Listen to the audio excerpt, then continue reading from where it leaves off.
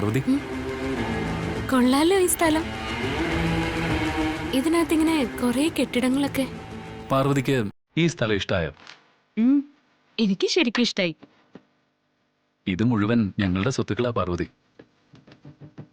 ഇതെല്ലാം ചേർത്ത് ഏതാണ്ട് ഒരു 40 ഏക്കറിൽ കൂടുതലുണ്ടാവും.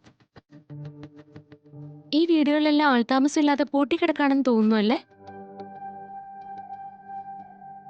ഇവിടെ ആരുമില്ല പാർവതി. ഇതിനെ ഒരു റിസോർട്ടാക്കി മാറ്റണമെന്ന് എന്റെ ആഗ്രഹം. അധികം വൈകാതെ തന്നെ ഇത് ഓപ്പൺ ചെയ്യണം. നല്ലതാ. ഇവിടെ ഈ കാടിന്റെ ഭംഗി ആസ്വദിക്കാൻ വരുന്നവർക്ക് ഇവിടെ തന്നെ താമസിക്കാലോ. കൂടെ നല്ല ആഹാരവും കൊടുക്കണം. നല്ല രുചികരമായ ഭക്ഷണം കൊടുത്താ കാടാണെങ്കിലും എല്ലാവരും വന്ന് കഴിക്കും. അത് ശരിയാ.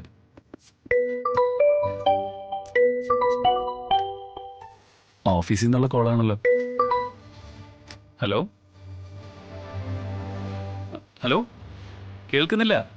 ഹലോ, എന്താ പറഞ്ഞേ? കേൾക്കുന്നില്ല.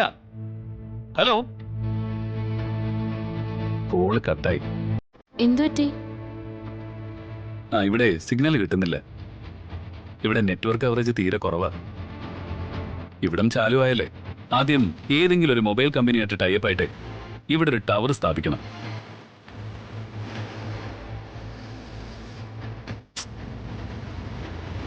അങ്ങോട്ട് തിരികെ വിളിച്ചിട്ട് കോള് പോകുന്നില്ലല്ലോ.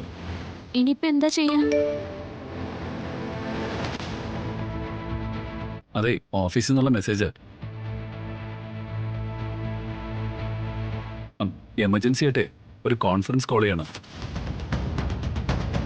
പാർവതി, ഇവിടെ നിന്ന് കോൾ ചെയ്താ അത് കണക്ട് ആവില്ല. ഞാനേ റേഞ്ച് ഉള്ള സ്ഥലത്ത് പോയി കോൾ ചെയ്തിട്ട് ഇപ്പൊ വരാം. പാർവതി വെയിറ്റ് ചെയ്യോ? ഞാനിപ്പോ വരാം. ശരി. പിന്നെ ഇവിടെ ഇങ്ങനെ നിൽക്കാൻ പേടിയുണ്ടോ പാർവതിക്ക്?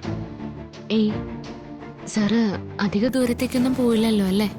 ഏയ്, ഞാൻ ഈ പരിസരത്ത് തന്നെ ഉണ്ടാവും. എന്നാ സാറ് പോയിട്ടോ. ഇപ്പൊ വരെ.